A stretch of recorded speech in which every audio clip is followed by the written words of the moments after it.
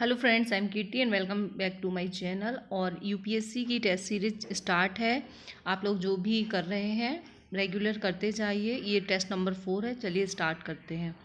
दक्षिण पश्चिम एशिया का निम्नलिखित में से कौन सा एक देश भूमध्य सागर तक फैला नहीं है? Syria, Jordan, Lebanon, Israel. Mediterranean sea से है। भूमध्य सागर तक कौन सा देश बॉर्डर सराउंड नहीं करता है, ये क्वेश्चन है। तो इसकी एक जॉर्डन इसका करेक्ट आंसर है बी। और इसकी एक ट्रिक है, एशिया में जो है लिस्ट याद रखेंगे। बाकी मैं सारी ही एग्ज़ाम के पहले आपको ट्रिक्स दे दूंगी, कौन कौन से देश कहाँ पे किस सागर को बाउंड्री शेयर करते हैं, महासागर को। तो बहुत ही सिंपल ट्रिक रहती हैं, उनसे आपको याद नहीं करना पड़ेगा। लिस्ट एशिया का है लेबनान, इजराइल और सीरिया, और ये टर्की है। जॉर्डन इसमें नहीं है, है ना। तो ये लिस्ट याद रखेंगे तो इससे आपको नाम याद हो जाएंगे। एशिया का दक्षिण पश्चिम भाग भूमध्य सागर से संलग्न है, जिसे टर्की, सीरिया, लेबनान, इजराइल की सीमाएं भूमध्य सागर से स्पर्श करती हैं, जबकि जॉर्डन की सीमाएं भूमध्य सागर से नहीं जुड़ती हैं। वस्तुतः भूमध्य सागर की सीमाएं यूरोप, एशिया और अफ्रीका तीनों महाद्वीपों में मिलती हैं। तो ये एशिया के कंट्रीज पूछे गए हैं। एशिया ज़्यादा हमारे लिए इम्पोर्टेंट होता है। भारत में निम्नलिखित में से किस एक वन प्रारूप में टीक एक प्रभावी वृक्ष स्पीसीज है? सागौन जो है वह किस टाइप का है?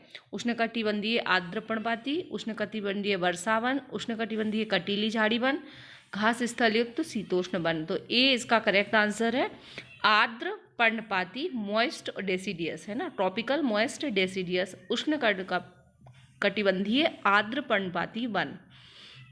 टेक्टोना ग्रैंडिस इसको बोला जाता है। उष्णकटिबंधीय आर्द्र पर्णपाती वन का एक प्रमुख वृक्ष है। भारत में ये वन मानसूनी वन का एक प्रारूपक है। साल जो है इन वनों का एक अन्य वृक्ष है। तो सागौन और साल, ये दोनों के बारे में पूछा जाए तो यही है मॉइस्ट डेसिडियस, है ना।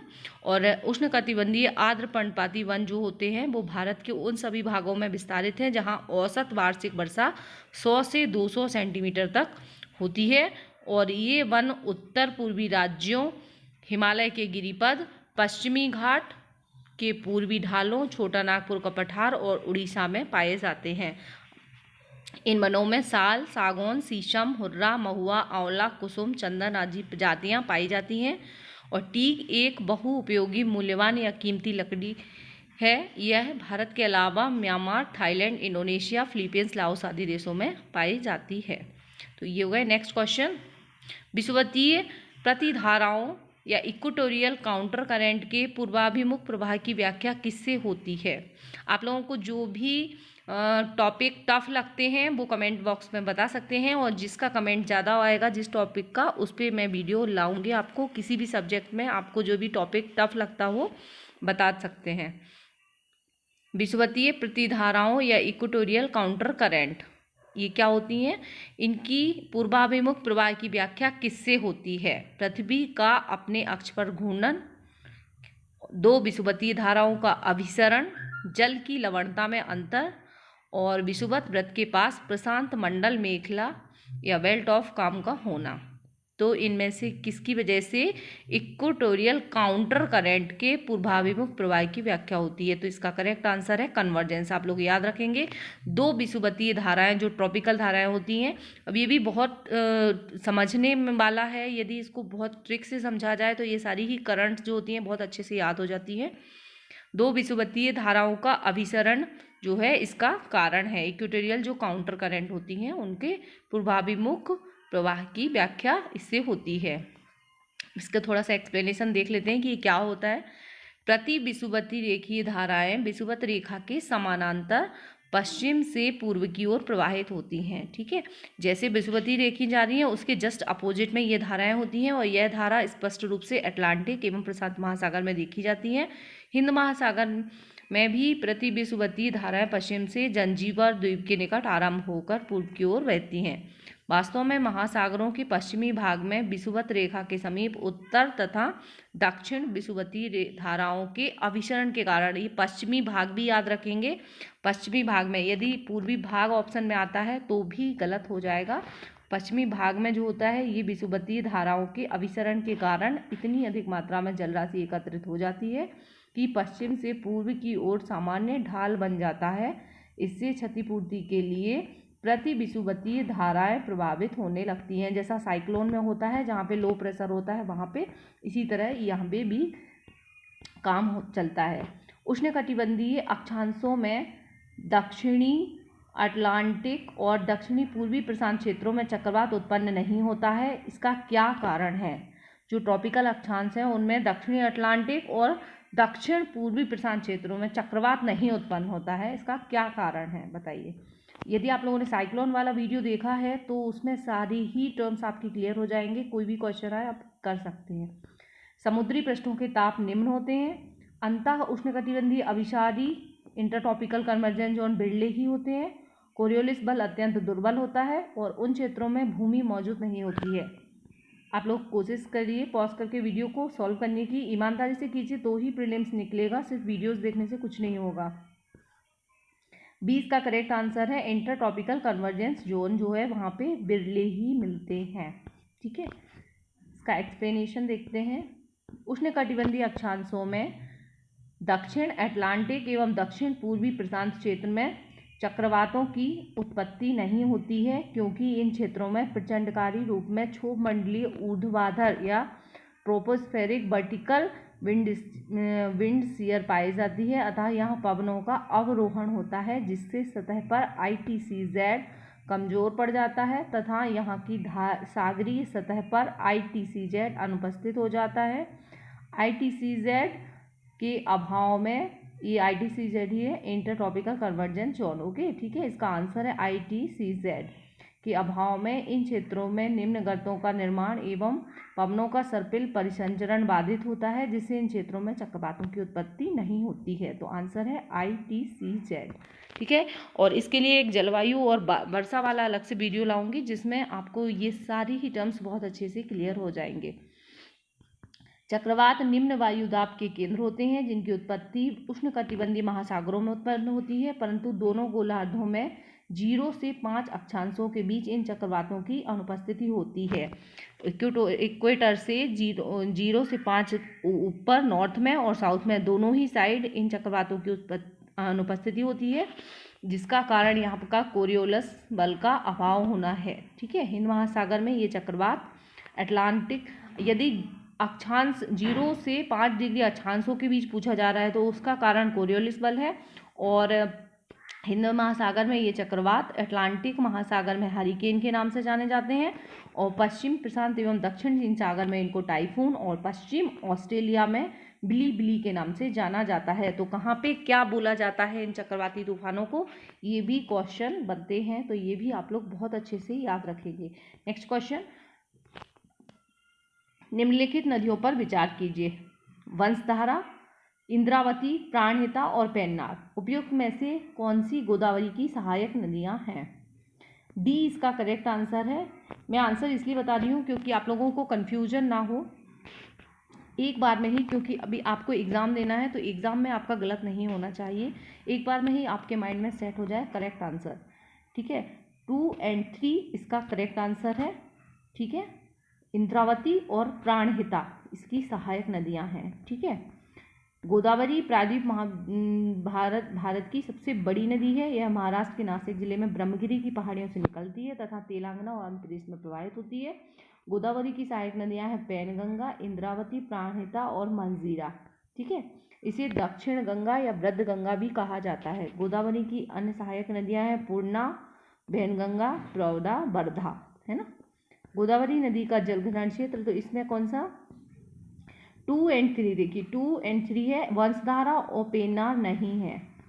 कमेंट बॉक्स में कमेंट करके यदि आपको पता है तो बताइए कि वंशधारा और पेन्नार किसकी सहायक नदी है। ठीक है, वंशधारा नदी ओडिशा के कालाहांडी जिले से निकलती है जो गोदावरी एवं ऋषिकुल्या नदी के बीच से बहते हुए बंगाल की खाड़ी में गिर जाती है।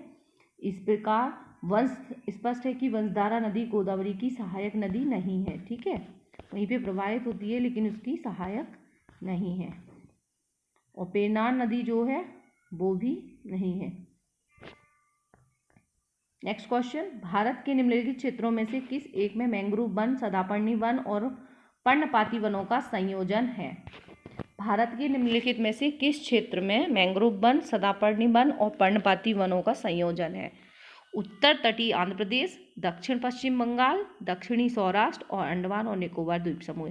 तो अंडमान और निकोबार द्वीप समूह में ये तीनों टाइप के वन पाए जाते हैं। मैंग्रोव भी पाए जाते हैं, सदापर्णी या सदाबहार भी पाए जाते हैं और पर्णपाती भी पाए जाते हैं। डी इसका करेक्ट आंसर है,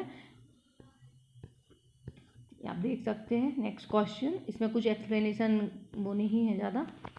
निम्नलिखित कथनों पर विचार कीजिए। पूरे वर्ष 30 डिग्री नॉर्थ और 60 डिग्री साउथ, ठीक है, ये याद रखेंगे। नॉर्थ, ऊपर नॉर्थ दे रखा है और नीचे साउथ है ना।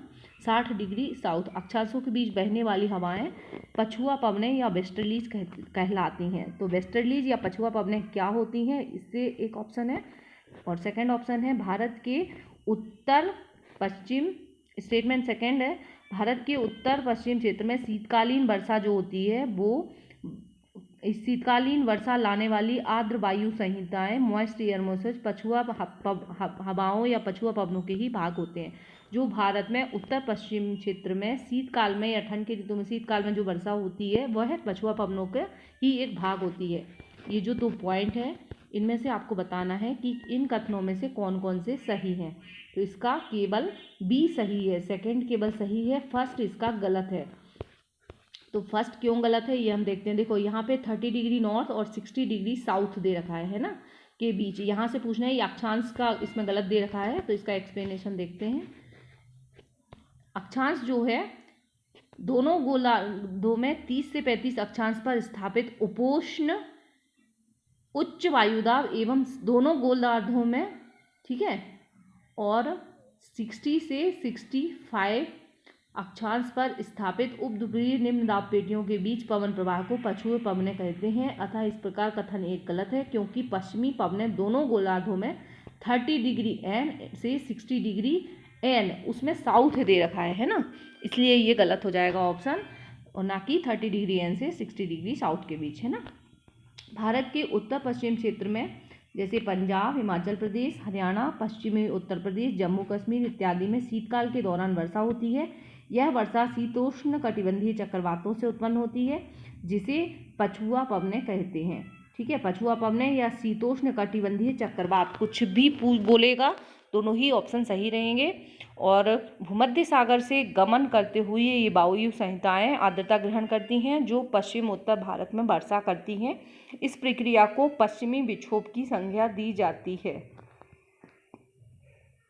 इस प्रकार स्पष्ट है कि कथन 2 जो है वो सही है। ठीक है, नेक्स्ट क्वेश्चन, महासागरों और समुद्रों में ज्वार भाटा किसके कारण उत्पन्न होता है? सूर्य के गुरुत्वीय बल, चंद्रमा के गुरुत्वीय बल और पृथ्वी के अपकेंद्रीय बल। ये अपकेंद्रीय है ना, 2 टाइप के बल होते हो, एक होता है अभिकेंद्रीय, एक होता है अपकेंद्रीय। जो सेंटर की साइड लगता है वो अभिकेंद्रीय होता है, जो सेंटर से दूर लगता है, बाहर की ओर लगता है, वो अपकेंद्रीय होता है। नीचे दिए गए कूट का प्रयोग करते हुए सही उत्तर चुनिए। ठीक है, सही उत्तर कौन से हैं इसमें? ज्वार भाटा जो है वो किसके कारण उत्पन्न होता है? तीनों ही इसके सही हैं। डी इसका करेक्ट आंसर है। सूर्य एवं चंद्रमा की आकर्षक शक्तियों के कारण सागरीय जल ऊपर उठने लगता है तथा नीचे गिरने को ज्वार भाटा कहा जाता है, और सागरीय जल के ऊपर उठकर आगे की ओर बढ़ने को ज्वार तथा उस समय निर्मित उच्च जल तल को उच्च ज्वार या हाईटाइड एवं सागरीय जल के नीचे गिरकर सागर की ओर लौटने को भाटा या ईव कहते हैं। उससे निर्मित निम्न तल को निम्न ज्वार कहते हैं। ठीक है, तो ये हो गया। और सागरीय जल की उत्पत्ति के जो कारण हैं वो है चंद्रमा का आकर्षण, सूर्य का आकर्षण, पृथ्वी का अपकेंद्रीय बल। ठीक है, अपकेंद्रीय बल है, अगर यहाँ पे अभिकेंद्रीय लिखा रहेगा तो ये ऑप्शन गलत हो जाएगा। ठीक है, इसलिए तीनों ही सही हैं। नेक्स्ट क्वेश्चन, निम्नलिखित राज्यों पर विचार कीजिए। अरुणाचल प्रदेश, हिमाचल प्रदेश और मिजोरम, इनमें से किनमें उष्णकटिबंधीय आर्द्र सदापर्णी वन पाए जाते हैं? उष्णकटिबंधीय आर्द्र सदापर्णी वन पाए जाते हैं। केवल एक, केवल 2 एंड 3, 1 और 3, 1 2 3 सभी आंसर देने की कोशिश कीजिए। 1 और 3 सही है, 2 नहीं है, है ना। हिमाचल प्रदेश नहीं है, अरुणाचल प्रदेश और मिजोरम में पाए जाते हैं। उष्णकटिबंधीय आर्द्र सदापर्णी वन। उष्णकटिबंधीय आर्द्र सदाबहार वन जो होते हैं वो वर्षा वनों का एक अनूठा उदाहरण होता है और ये वन 200 सेंटीमीटर से अधिक औसत वार्षिक वर्षा और 22 डिग्री सेल्सियस औसत तापमान से अधिक वाली जलवायु दशाओं में ही विकसित होते हैं। तो ये याद रखेंगे, इनका जो पैमाना है वो है 200 सेंटीमीटर से अधिक वर्षा और 22 डिग्री टेम्परेचर। ऐसा भी दे देते हैं कि ये जो है किस वन की विशेषता है, तो ये भी याद रखेंगे। इस तरीके से सारे ही वन आपको तैयार करना है। यहाँ विविध प्रजातियों के वन एक साथ पाए जाते हैं जो कि वर्ष में भिन्न भिन्न अवधियों में अपनी पत्तियां गिराते हैं, एक साथ नहीं। अतः ये समग्र रूप से सदापर्णी बने रहते हैं। इनको सदापर्णी क्यों कहते हैं, इसका आंसर भी आपको मिल गया, क्योंकि ये एक एक करके अपनी पत्तियां गिराते हैं। जब एक कुछ पत्तियां निकली गिर जाती हैं तो कुछ नई आ जाती हैं उसमें, इसलिए वो हमेशा कभी भी नहीं सूखते हैं, इसलिए वो सदापर्णी वन माने जाते हैं।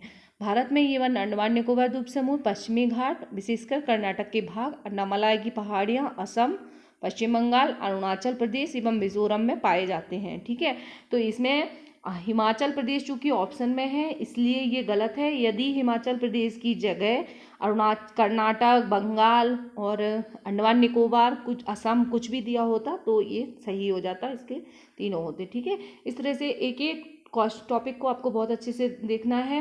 जो भी स्टूडेंट सीरियस है, भले ही 2 या 3 ही स्टूडेंट्स होंगे, सिलेक्शन भी उनका ही होना है जो अच्छे से सीरियसली तैयारी करेंगे और उनके लिए मैं ये सीरीज चालू ही रखूँगी। ठीक है, भले ही और आप अभी ज़्यादा लोग चूँकि यूपीएससी के स्टूडेंट्स नहीं जुड़े हैं तो आप लोग जितने भी अपना फ्रेंड सर्कल है सब में शेयर कीजिए इस टेस्ट सीरीज़ को, तो ताकि सभी को बेनिफिट मिल सके। और अभी ज़्यादातर स्टूडेंट्स जो हैं वो केबीसी वाले मुझसे जुड़े हुए हैं, इसलिए यूपीएससी और पीएससी वाले स्टूडेंट्स तक इस चैनल को पहुंचाइए। आप लोग इतना ज़रूर कीजिए। Thank you very much for watching. मिलते हैं नेक्स्ट वीडियो में।